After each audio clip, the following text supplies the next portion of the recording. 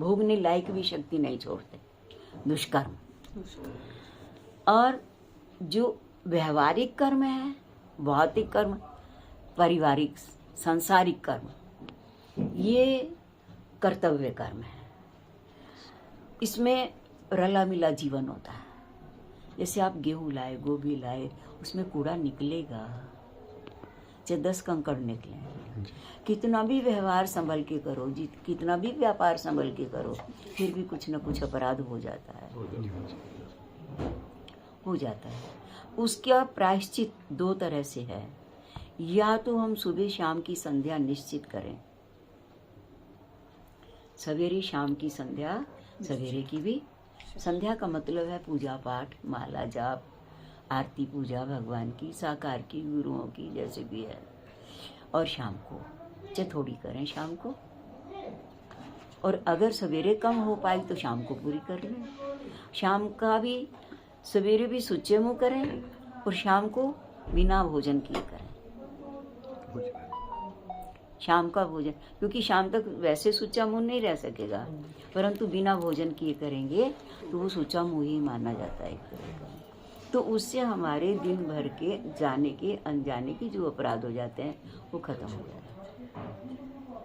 जैसे कोई रोज कपड़ा अपना धोता रहे तो उसकी मैल करती रहती है, वो साफ का साफ ही रहता है वाली बात है। ये हो गया व्यवहारिक जीवन। ये कर्म फिर खत्म हो जाते हैं, दुष्कर्म। व्यवहारिक जीवन के साथ साथ हम पुण्य कर्म भी करते हैं। पुण्य कर्म हम साकाम करते हैं या निष्काम करते हैं।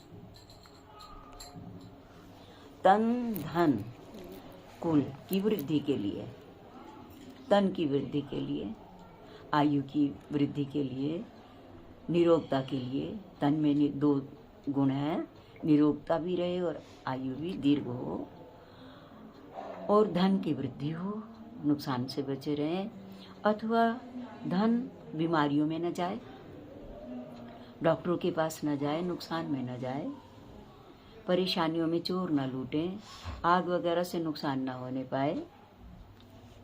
तो इन सब से हमारा बचाव बना रहे धन का, और धन की वृद्धि भी हो।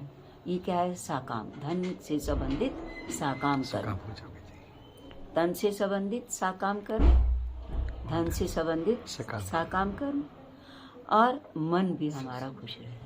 परिवार है, धन है, कोठी बंगले हैं, बच्चे भी हैं, सब हैं, छोटे भी हैं, अपने से बड़े भी हैं, बराबर के भी हैं, परंतु उनके स्वभाव चिड़चिड़े हैं, हमारे विपरीत हैं, कलेश बना रहता है, कलेश ही बना रहता है। तो हमारे साथी, हमारे पारिवारिक भी हमारे अनुकूल चले, और वो भी ठीक रहें, निरोग रहें। क्योंकि वो रोगी रहेंगे, हम तो ठीक हैं, पर उनकी वजह से हमारा मन तो रोगी हो रहेगा ना। दुखी रहना ही रोगी रहना है। ये क्या है? ये साकाम कर्म पूजा।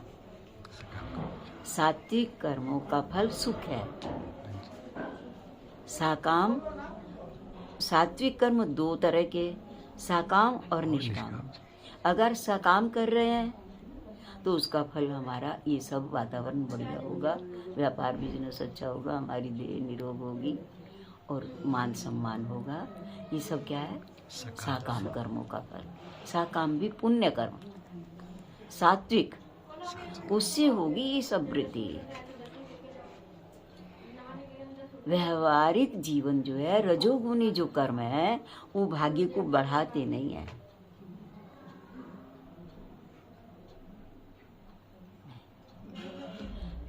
वो सुखों के साधनों को बढ़ाते नहीं है,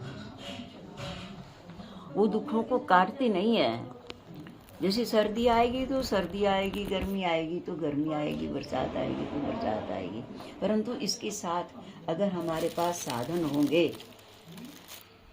तो सर्दी आएगी तो गर्म कपड़े पहन लेंगे, गर्म चीज़ें खा लेंगे, हीटर चला लेंगे। साधन होंगे तो, और जिनके पास साधन नहीं हो तो वो परेशानी से समय बिताते हैं। इसी तरह से सर्दी आएगी, गर्मी आएगी, एसी चलाएंगे, ठंडे कपड़े खाएंगे, ठंडी चीज़ें खाएंगे, अनुकूल चीज़ें खाएंगे। साधन होंगे तो, और साधन नहीं होंगे तो झुलसते रह जाते हैं बहुत लोग। तो ये मौसम तो बदलता रहेगा, इसी तरह भाग्य तो बदलता रहेगा, इसको कोई नहीं रोक सकता, कोई नहीं रोक सकता। राम जी को वनवास हुआ, कैकेयी ने राम जी के लिए सिर्फ वनवास भेजा, मांगा, परंतु साथ में जानकी जी ने मैं चलूंगी। जब जब आपको गर्मी की गर्म हवा लगेगी, मैं अपने पल्ले से आपका पसीना पोंछ करके आपको हवा करूंगी, मुझे साथ ले चलो। लक्ष्मण भैया ने कहा मैं साथ चलूंगा, मैं सेवा करूंगा, आपको अकेले नहीं जाने दूंगा, मैं पहरा दूंगा। 13 वर्षों तक लक्ष्मण सोए नहीं थे। ये क्या है? सहयोग, पुण्य कर्मों का सहयोग। तो परिवार दुख सुख आ भी जाए तो सहयोग देता है। अगर धन संपत्ति है तो वो सहयोग देती है, फटाफट डॉक्टरों के पास ले गई, वहाँ ले गए, वहाँ ले गए। चोर डाकू से बचने के लिए चौकीदार है भाई, एक एक नहीं, दो दो हैं, चार चार है। सहयोग ये पुण्य कर्मों से मिलेंगे। ये सब साधन किससे मिलेंगे? पुण्य कर्म से। हाँ, और दुख सुख किसके हिसाब से आएगा? बुरे कर्मों का फल दुख, चाहे वो तन का हो, चाहे वो धन का हो, चाहे वो परिवार का हो, चाहे मान सम्मान का हो, और सत्कर्मों का फल सुख। और पुण्य कर्मों का एक साकाम फल है। और अगर हम कहते हैं जैसा भी है शरीर रहने दो, जितना भी धन है उसी से गुजारा कर लेंगे, मेहनत करेंगे जो मिलेगा। अब रविदास जी जूते गांठते थे, जो मिलता था परिवार खा लेता था। कबीरदास जी जुलाहा करते थे, उससे जो परिवार का होता था साधन कर देते थे। कभी धन के लिए उन्होंने भजन नहीं किया, कभी परिवार के लिए भजन नहीं किया, प्रभु को पाने के लिए भजन किया कि कब अंतःकरण निर्मल होगा, कब प्रभु का साक्षात्कार होगा। इसलिए जितना भी कपड़ा बुनते थे दिन में, तो सवेरे उठते अगले दिन और से थान कंधे पे डाला उसमें से, और संतों को कि ना जाने भाई कोई फकीर मिल जाए, कोई संत मिल जाए, और उसको बांट के आते हैं। बांट के जब तक वो बटना जाता आते ना, फिर बाकी बेच बूझ के परिवार का गुजारा करते थे। तो वो धन के लिए नहीं जीते थे, वो परिवार के लिए नहीं जीते थे, वो मान सम्मान के लिए नहीं जीते थे, वो प्रभु के लिए जीते थे कि प्रभु को पाना है, इसी जन्म में पाना है, इसी जन्म में पाना है, मनुष्य योनि में ही प्रभु को पाना है। उसके लिए मेहनत करनी है ज़्यादा, उसके लिए समय निकालना है ज़्यादा, बस। बाकी जो भगवान ने जिम्मेवारियाँ दी हैं उसके हिसाब से हम निभाएंगे, करेंगे, जो मिलेगा परिवार को दे देंगे। ये भक्त के लक्षण है। श्रेयान स्वधर्मो विघ्न, भगवान ने कहा स्वधर्म का पालन तू सबको कर, श्रेय है, श्रेष्ठ है। स्वधर्म है, बर्तन मांजने है, रोटी बनानी है, कपड़ा धोना है, परिवार का काम करना है, करना है। स्वधर्म का पालन करते हुए ज़्यादा समय भजन, तो उससे उनका कल्याण, प्रभु का साक्षात्कार हुआ। और जो वो प्रभु में ही मन लगाए रखते थे तो उनका संकट आने से पहले प्रभु आके खड़े हो जाते थे। द्रौपदी की लाज जाने से पहले चीर रूप में आ गए। द्रौपदी की लाज जाने से पहले जब वो चावल का दाना, और दुर्वासा ऋषि ने कहा कि हम 80-88 हजार संतों के साथ आ रहे हैं, भिक्षा करेंगे तुम्हारे यहाँ, और घबरा गए, और नहीं अगर खाने का इंतजाम हुआ तो शाप दे देंगे, पहले ही संकट में है, जंगल में है। इसलिए द्रौपदी को कहा, द्रौपदी बड़ा भारी संकट है, ठाकुर को याद किया, और ठाकुर को याद करते ही और प्रभु आए, दौड़े दौड़े आए, प्रकट होकर के दौड़े दौड़े से आए और बोले द्रौपदी भूख लगी है, से सारे भूखे आ रहे आज। दुर्वासा ऋषि आए, वो कहते हैं भूख लगी है, हम बस एकादशी का व्रत था, उद्यापन तुम्हारे यहाँ करेंगे। सारे संत आप आए तो ये आज मैंने कौन घड़ी थी जो खा लिया भोजन, और द्रौपदी के खाने के बाद हांडी से कुछ नहीं निकलता था, फिर वो मांजनी पड़ती थी। उनका भैया अभी तो दोबारा भोजन आए, भिक्षा आएगी, भोजन बनेगा, साग पात जो भी बनेगा। उन्होंने कहा मुझे भूख लगी, मेरे प्राण निकले जा रहे हैं, कुछ नहीं है। हांडी धो दी, बोली देख तो सही, वो तो जानबूझ के लीला करनी थी ना। चावल का रूप धारण करके उसमें छिप गए एक कोने में को, लाओ मुझे दिखाओ मैं देखूं।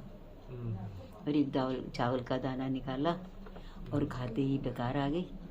और प्रभु तो सब के पेट में रहते ही हैं। हम वैश्वानरो भूत्वा प्राणी नाम देहमाश्रिता, और सबकी भूख खत्म हो गई। सबको ठाकुर को डकार आई तो सबको डकार आई। जैसे माँ के खाने से पेट में रहने वाले बच्चों का पेट भर जाता है। अब कुत्ते बिल्ली के पेट में तो 4-4, 6-6 बच्चे होते हैं, उन सबका पेट माँ के खाने से ही तो भरता है। हम भी तो प्रभु हमारी माँ है, इसलिए तुम्हें माता च पिता तुम्हें। प्रभु का जो विराट रूप है उनके पेट में हम हैं। उनके भोग लगाने से हम सबका पालन पोषण हो जाता है। तो हुआ क्या, और फिर कहने लगे अब बताओ, जब चावल का दाना खा लिया और बोले द्रौपदी अब बताओ क्या काम है, क्या परेशानी है। तो इतनी देर में जब प्रभु तब तक पूछ ही रहे थे कि ऐसे ऐसे दुर्वासा ऋषि आए हैं और शिष्यों को लेके, और उन्होंने कहा दोपहर को हमारे स्नान वगैरह करके संध्या करके भोजन नहीं करेंगे दोपहर का, और कुछ भी नहीं है हमारे पास, इतना तो राशन पानी भिक्षा भी इतनी नहीं मिलती है। तो इतनी देर में ही अभी बात चल रही है और उनका एक शिष्य आ गया। उन सबको डकारें आने लगी, बोले महाराज खाया नहीं जाएगा, हमारा तो पेट भरा है, फुल भरा है। तो दुर्वासा ऋषि ने कहा अगर हम गए तो पांडव दुखी होंगे, गुस्सा करेंगे कि हमने तो तुम्हारे लिए इतनी तैयारियां की और तुम कह रहे कि हमारे पेट भरे हैं, तो इसलिए हम नहीं जाएंगे। एक शिष्य को भेजा कि तुम जाके कह दो कि हम नहीं जाएंगे, हम भोजन करने नहीं आएंगे। तो बात ही चल रही थी, सबकी सारे पांडवों की और द्रौपदी की और सबकी खुशी का ठिकाना। ये कन्हैया तुम कैसे लाज बचाते हो सबके, कैसे प्राण बचा लेते हो, कैसे संकट काटते हो, है ना। तो इसीलिए भजन हम मनुष्य होकर के आए हैं। हम कर्म भोगने के लिए और कर्म करने के लिए नहीं आए हैं, हम साधना करने के लिए आए हैं। हर बच्चे को ये ध्यान रखना चाहिए जो हॉस्टल में आया है कि मैं पढ़ने के लिए आया हूँ, मैं यहाँ कमाने को नहीं आया। हाँ, साइड बिजनेस की तरह अगर घंटे 2 घंटे कोई काम करना पड़े, उससे मेरे पढ़ाई का खर्चा निकल आए तो कोई बात नहीं है, वो भी कर लूँगा। परंतु पहली अहमियत किसको देता है, पढ़ाई। इसी तरह से हमें पहली अहमियत भजन को देनी है, सत्कर्म को, और वो भी हो सके तो निष्काम। और अगर मान लिया परेशानियां चल रही हैं तो साकाम। साकाम कर्म मेहनत से सफल नहीं होंगे, मेहनत तो उसका सहयोगी है, होंगे भजन से। पुण्य कर्म सतोगुण सुख, सत्वम सुखे संजयोति, सतोगुण सुखों को संजोता है। सतोगुणी कर्म, चाहे वो तन का हो, चाहे वो धन का हो, चाहे मन का हो। इसीलिए लोग साधुओं के आश्रमों में जाते हैं, सेवाएं करते हैं। कई गरीब लोग भी जाते हैं, भाई पैसे तो नहीं है, फिर भी तन की तो सेवा हम कर सकते हैं। तन की करते हैं, धन की करते हैं, मन से करते हैं। तो इसलिए कर्म करना हमारा फर्ज है। बाकी तो गोविंद हमारे साथ हैं, हम उनसे प्यार करते हैं तो प्रभु रूखे नहीं है। कभी भी ग्वाल वालों को नहीं देखा कि ये गरीब घरों के बच्चे हैं। किसी की गरीबी और अमीरी तो उसके पिछले जन्मों की कर्मों के अनुसार भी होती है और वर्तमान के कर्मों के अनुसार भी होती है।